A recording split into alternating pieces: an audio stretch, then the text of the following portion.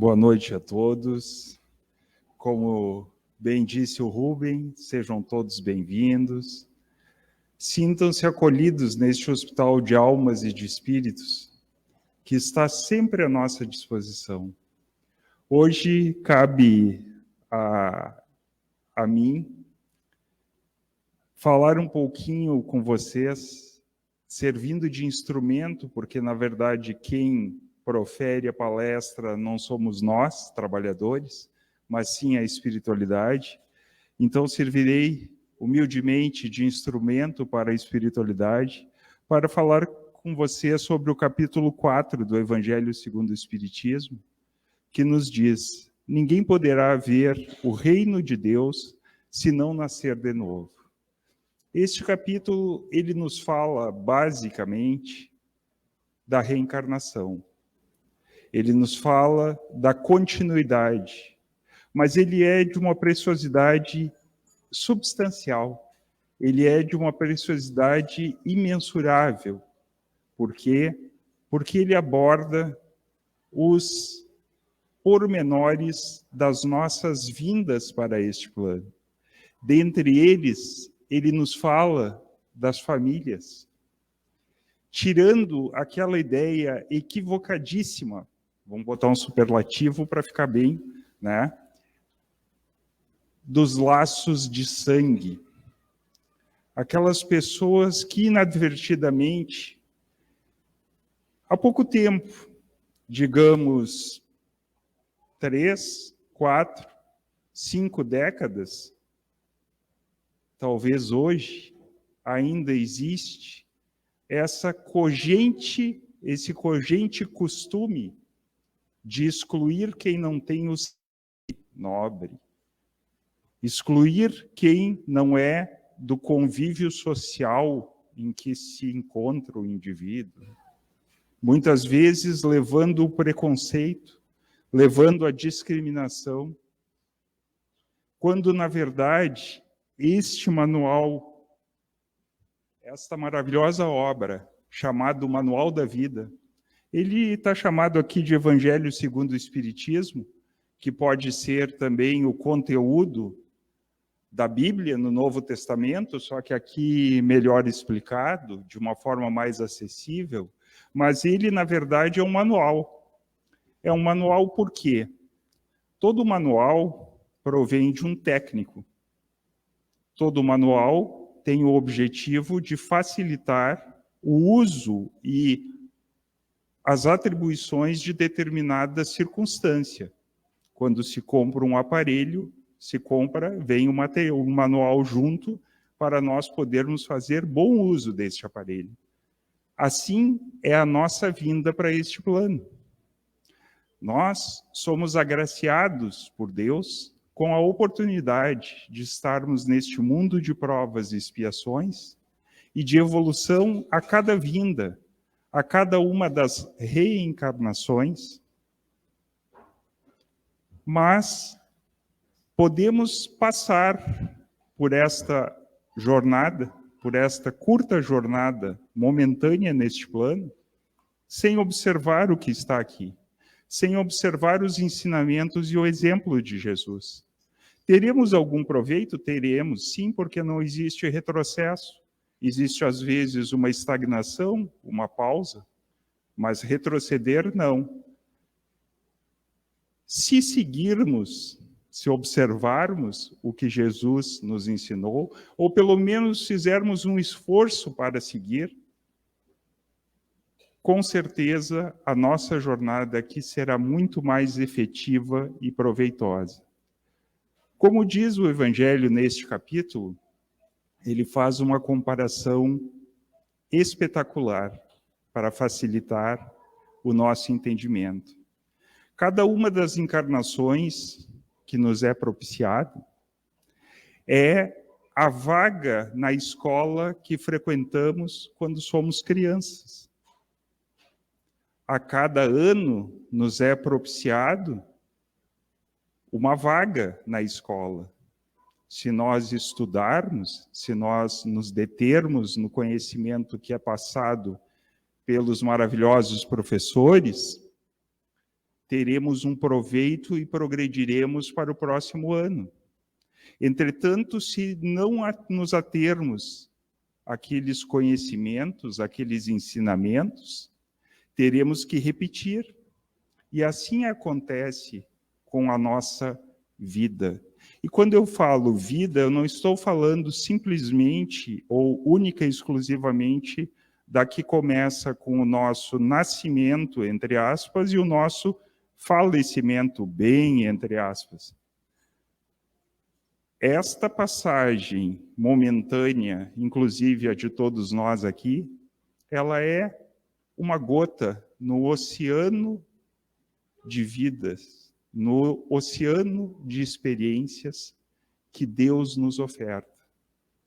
Então, que possamos fazer uso, tirar o melhor proveito dessa oportunidade que nos é dada.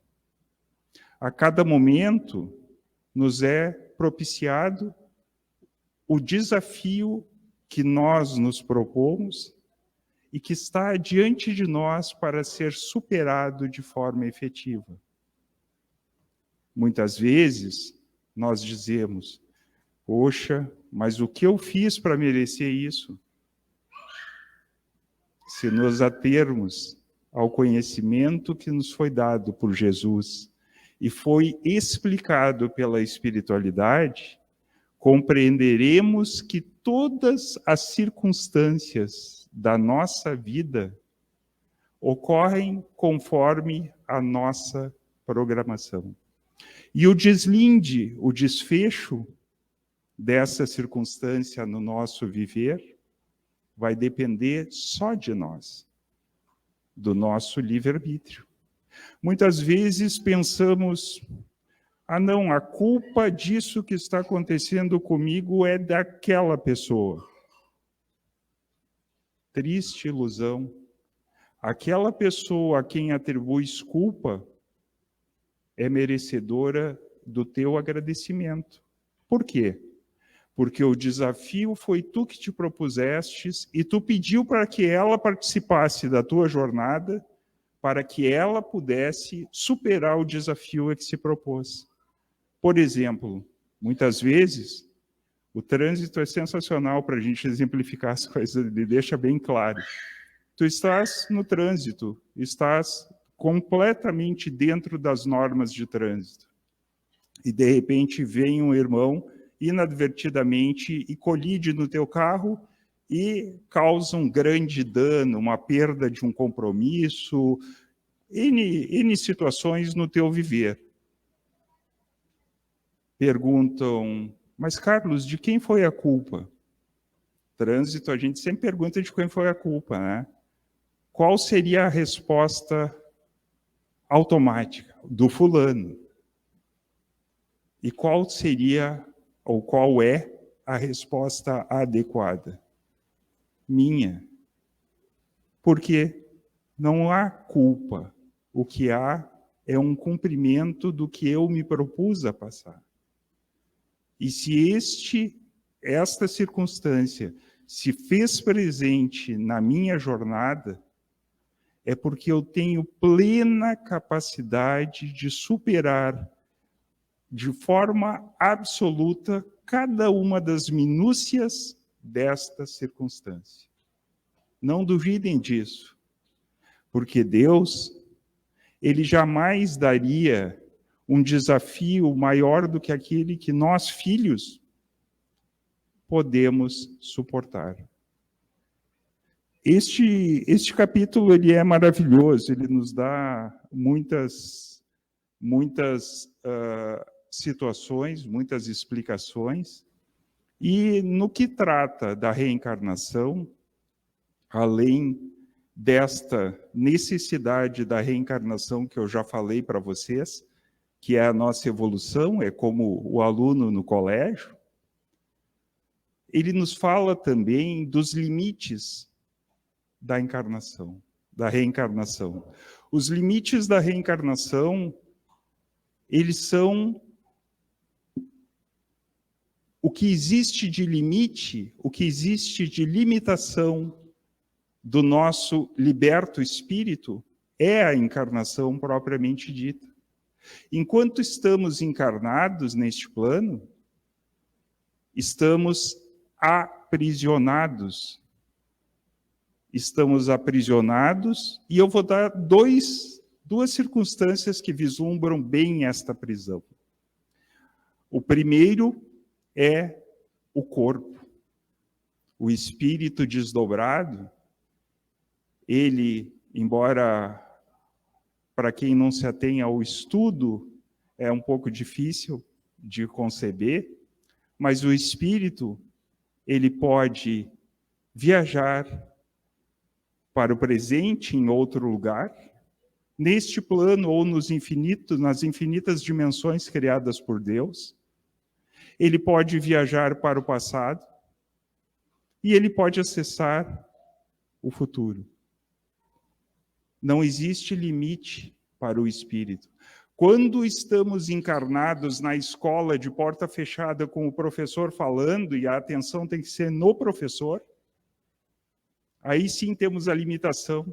Assim como o aluno não pode sair e ir para o pátio antes de bater a sineta, nós não podemos querer sair do corpo, como muitos inadvertidamente o fazem e sofrem muito. Esta momentânea prisão chamada encarnação, ela não é ruim. Por que ela não é ruim?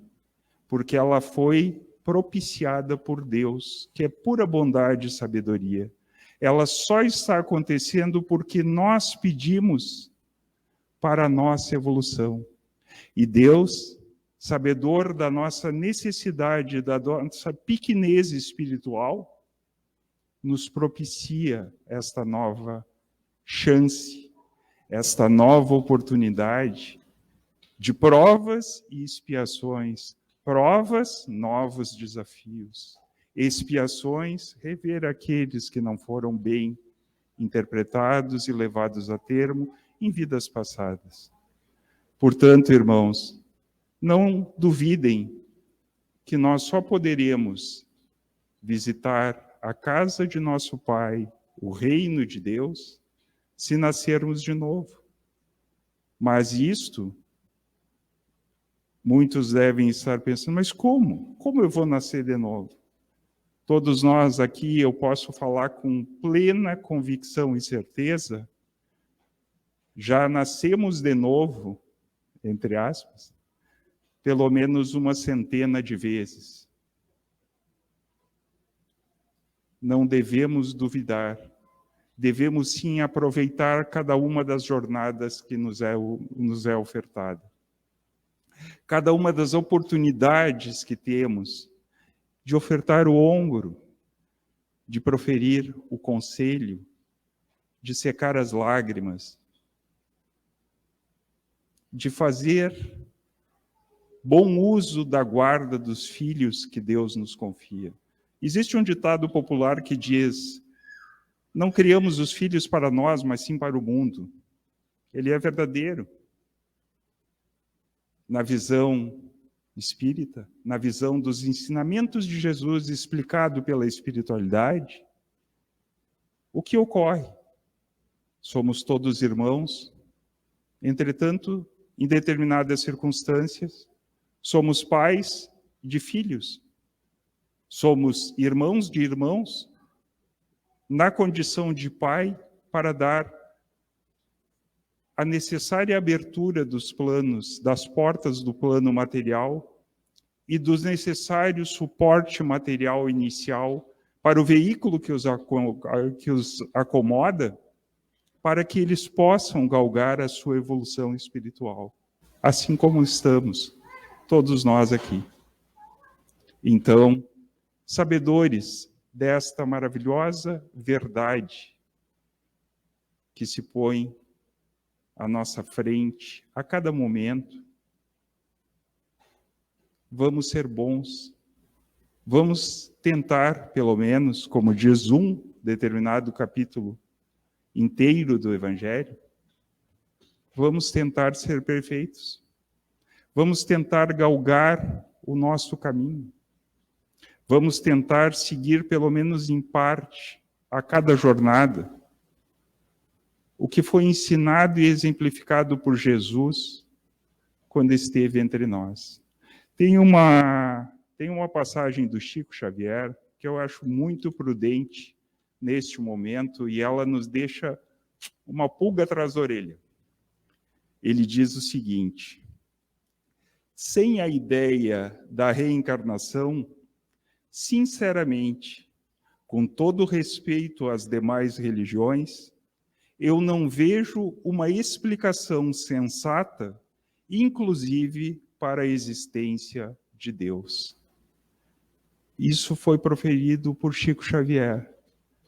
Se Chico disse que a existência de Deus está interligada à nossa reencarnação e ao nosso progresso rumo aos patamares angelicais, próximos do patamar crístico atingido por Jesus, nosso irmão, tenhamos a confiança de que somos capazes e que está tudo ao nosso alcance. Sejamos todos melhores a cada dia e a cada instante do nosso viver. Que assim seja.